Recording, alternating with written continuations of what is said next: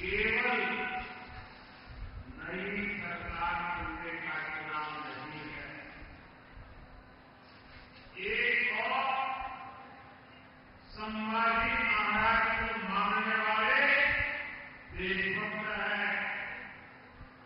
दूसरी ओर औरंगजेब का अनुदान करने वाले लोग हैं।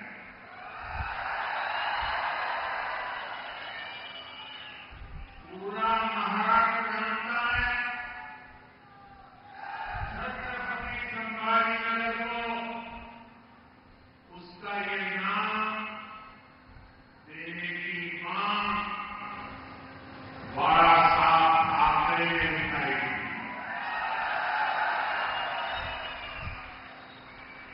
हमारी सरकार की 2.5 साल सत्ता रही, लेकिन कांग्रेस के दबाव में इन लोगों की हिम्मत नहीं हुई।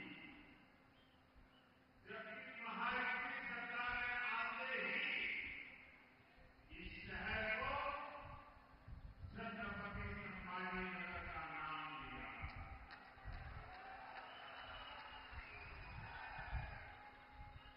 हमने आपकी इच्छा को पूरा किया। हमने बाला साहब ठाकरे की इच्छा को पूरा किया। और मैं शिंदे जी आपको और आपकी सरकार को भी बहुत बहुत बधाई देता हूं।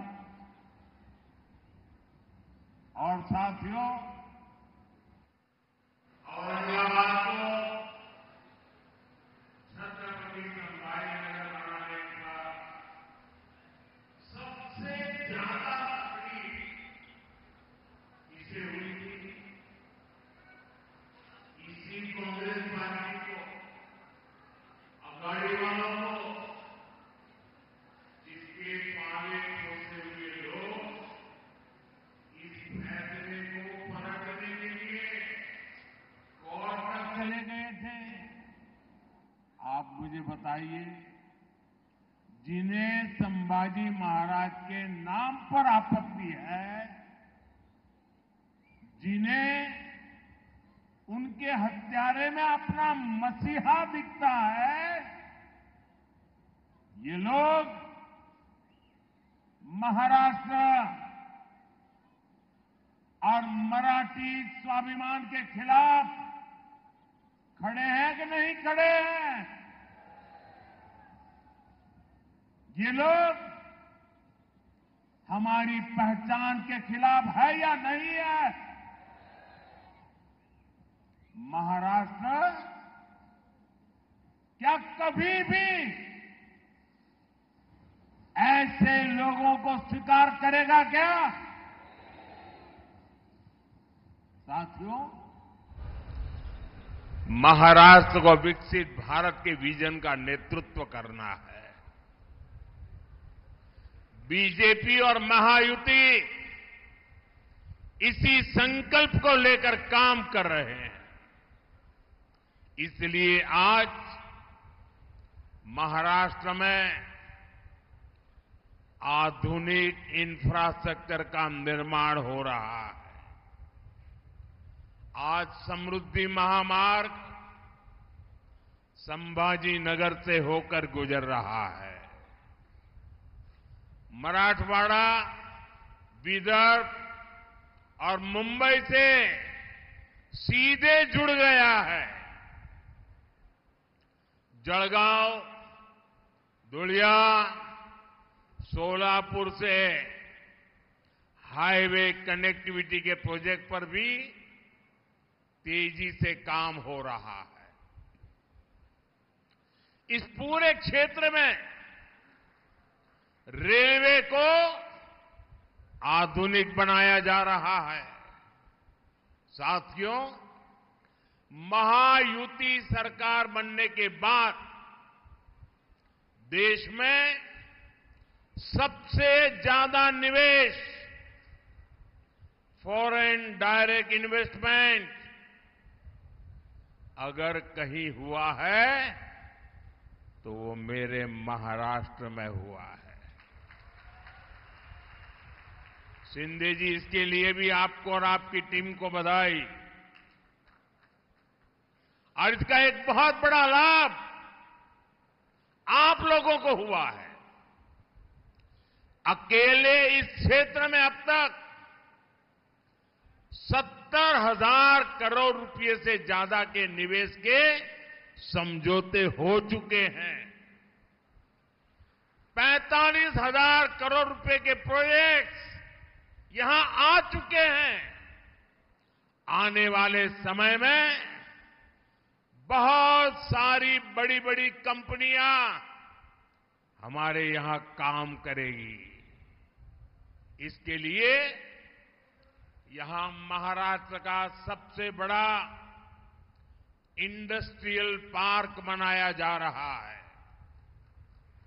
और इस सब का नतीजा क्या है? ज्यादा निवेश, ज्यादा कंपनियां, यानी संभाजीनगर और मराठवाड़ा के युवाओं को ज्यादा से ज्यादा अवसर, ज्यादा से ज्यादा रोजगार। साथियों, महाराष्ट्र में विकास के इस महायज्ञ के साथ ही हमारी सरकार विरासत का अनुष्ठान भी कर रही है। भगवान विट्ठल के भक्तों की सुविधा के लिए हमने पालकी महामार्ग का निर्माण करवाया है। महाराष्ट्र और मराठवाड़ा के लोग दशकों से मराठी को अभिजात भाषा का दर्जा देने की मांग कर रहे थे। मराठा गौरव से जुड़ा ये काम भी बीजेपी ने ही पूरा किया है। साथियों, अगाड़ी वालों ने महाराष्ट्र की परेशानियों को बढ़ाने के अलावा कोई काम नहीं किया है।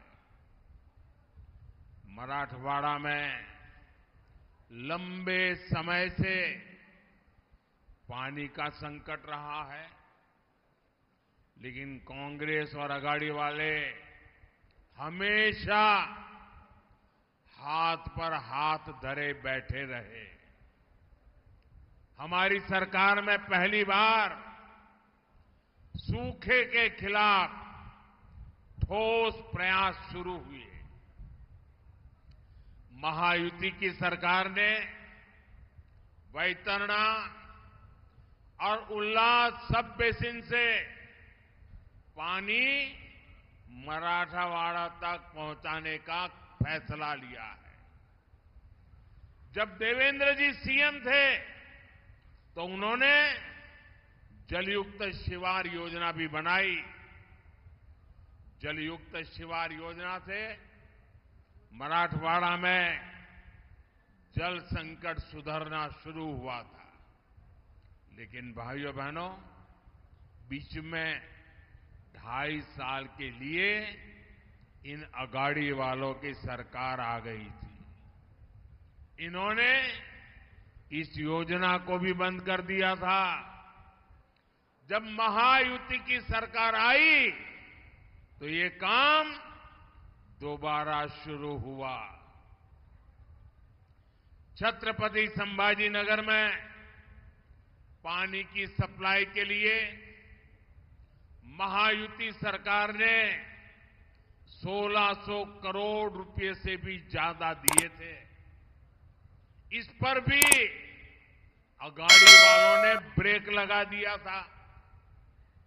अब जब उसे दोबारा शुरू किया गया है तो इस योजना की लागत बहुत बढ़ गई है। इसके लिए अब केंद्र सरकार अलग से 700 करोड़ रुपए दे रही है। ये फर्क है महायुति और अघाड़ी वालों में। ये फर्क है बीजेपी और कांग्रेस में।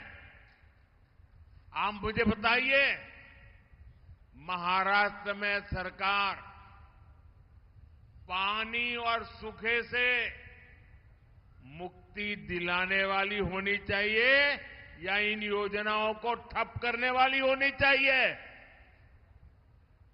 ये अघाड़ी वाले बूंद बूंद पानी के लिए आपको तरसाएंगे। तरसाएंगे कि नहीं तरसाएंगे? इसलिए विशेषकर मैं माताओं बहनों को कहता हूं, ये अघाड़ी वालों को घुसने ही मत देना, वरना आपको पानी के लिए भी तरसा के रखेंगे। इसलिए मैं कहता हूं, भाजपा महायुति आहे तर गती आहे, महाराष्ट्राची प्रगती आहे। साथियों, महायुति के लिए हमारा किसान हमारा अन्नदाता है। विकसित महाराष्ट्र का सबसे मजबूत स्तंभ है। यहां कपास के किसान बहुत बड़ी भारी मात्रा में है। हमारी सरकार कपास किसानों की आय बढ़ाने के लिए भी हर संभव प्रयास कर रही है। महाराष्ट्र में टेक्सटाइल पार्क खुलने से स्थानीय कपास उद्योग को बढ़ावा मिलेगा। किसान सम्मान निधि के तहत महाराष्ट्र के 1,20,00,000 किसानों को 33,000 करोड़ रुपए से ज्यादा उनके खाते में जमा हो चुका है। छत्रपति संभाजीनगर के ने भी 4 लाख से ज्यादा किसानों को, यहां मेरे किसान भाई बहनों को फायदा मिला है। महायुति सरकार की नमो शेतकरी योजना की वजह से किसानों को डबल पैसा मिल रहा है। साथियों, हमारी सरकार सोयाबीन किसानों को संकट से उबारने को अलग से 5,000 रुपये दे रही है। महायुति सरकार ने सोयाबीन का न्यूनतम समर्थन मूल्य 6,000 प्रति क्विंटल करने का भी वायदा किया है। अगले 5 वर्षों में किसानों का फायदा भी बढ़ेगा, उन्हें नए अवसर भी मिलेंगे। हम इस प्रयास में लगे हैं कि अब हमारे किसान भाई बहनों को बिजली बिल की चिंता ही ना हो। इसलिए हम हर खेत तक सोलर ऊर्जा पहुंचाने में जुटे हैं। बड़ी संख्या में सिंचाई के पंपों को सोलर पंप में बदला जा रहा है। यही नहीं, हमने डेयरी के काम में जुटे किसानों की भी चिंता की। हम गोपालक पशुपालक किसानों को किसान क्रेडिट कार्ड की सुविधा दे रहे हैं। साथियों, कांग्रेस पार्टी सरकार बनाने के लिए विकास पर नहीं, बंटवारे पर भरोसा करती है। कांग्रेस दलितों, पिछड़ों, आदिवासियों को आगे बढ़ने से रोकती है, ताकि सत्ता पर पीढ़ी दर पीढ़ी इनका कब्जा बना रहे। इसलिए कांग्रेस शुरू से ही आरक्षण के खिलाफ रही है। आप देखिए, इन दिनों इंटरनेट पर पुराने अखबारों की तस्वीरें वायरल हो रही हैं। आपने भी न देखा हो तो जरा निकाल करके देखिए। आरक्षण को लेकर कांग्रेस की असली सोच क्या है, ये इन एडवर्टाइजमेंट्स में देख करके आज लोग इसकी चर्चा कर रहे हैं। आपको मालूम है, कांग्रेस पहले खुले आम कैसे कैसे विज्ञापन देती थी। कांग्रेस आरक्षण को देश के खिलाफ बताती थी। कांग्रेस आरक्षण को मेरिट के खिलाफ बताती थी। कांग्रेस की मानसिकता और कांग्रेस का एजेंडा अभी भी वही है।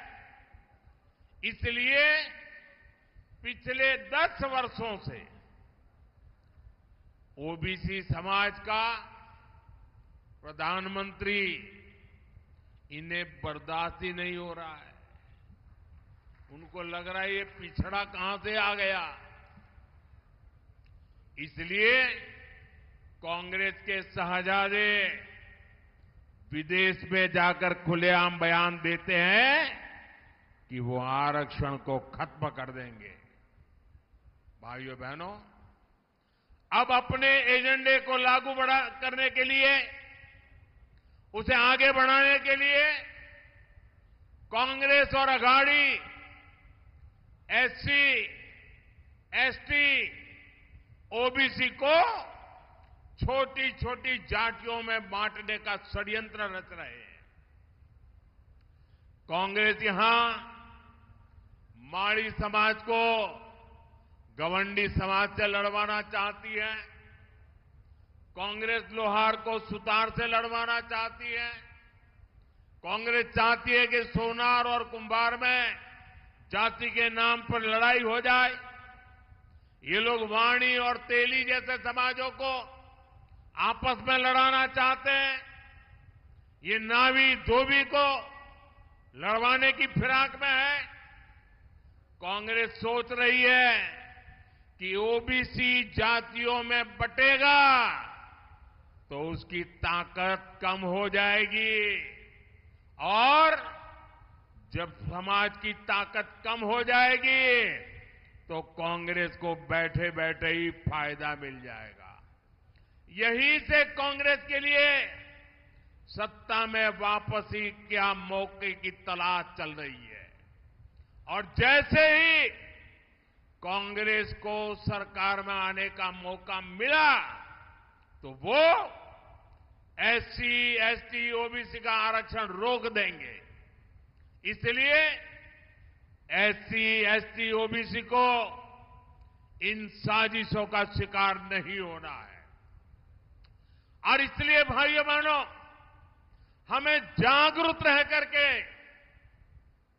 एकता को बल देना है, एकता की ताकत को बढ़ाना है, एकता के मंत्र को जीना है।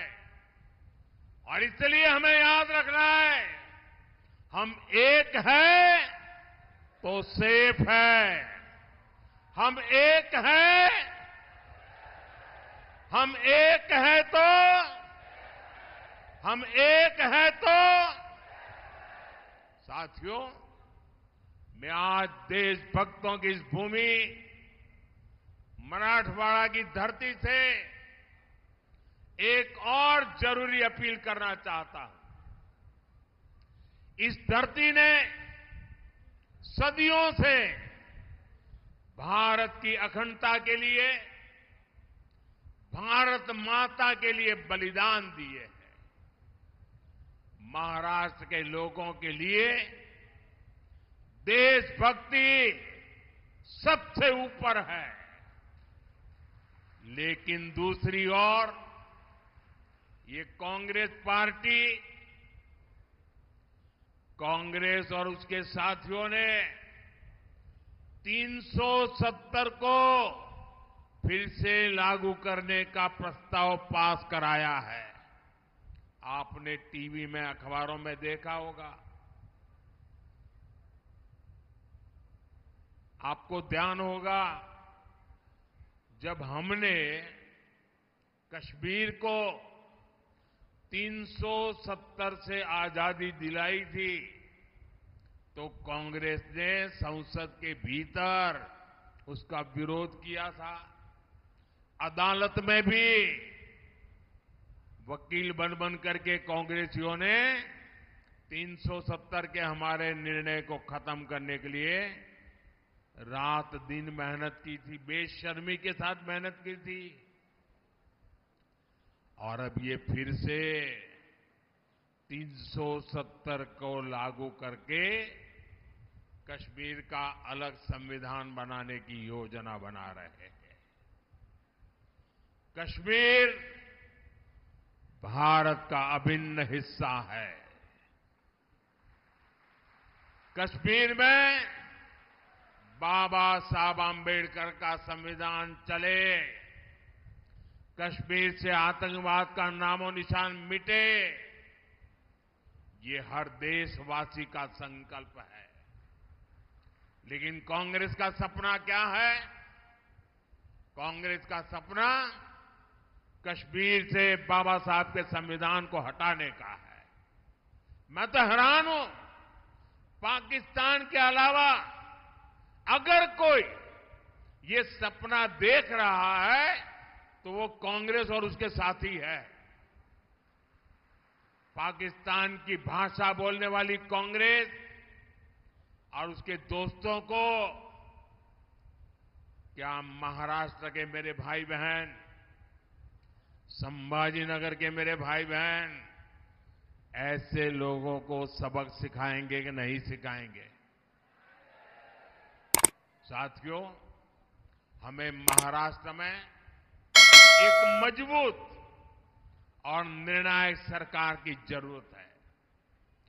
कुर्सी के लिए आपस में लड़ने वाले अघाड़ी के लोग महाराष्ट्र के हित में कभी काम नहीं कर सकते। इसलिए मेरा आग्रह है, ज्यादा से ज्यादा संख्या में महायुति उम्मीदवारों के पक्ष में वोट करें। मैं आपको भरोसा दिलाता हूं, अगले 5 साल में महाराष्ट्र विकास की नई ऊंचाइयों को छुएगा। इसी संकल्प के साथ आप सबका ये प्यार, ये आशीर्वाद, इसके लिए मैं आपका बहुत बहुत आभारी हूं। मेरे साथ बोलिए, भारत माता की, भारत माता की, भारत माता की। बहुत बहुत धन्यवाद।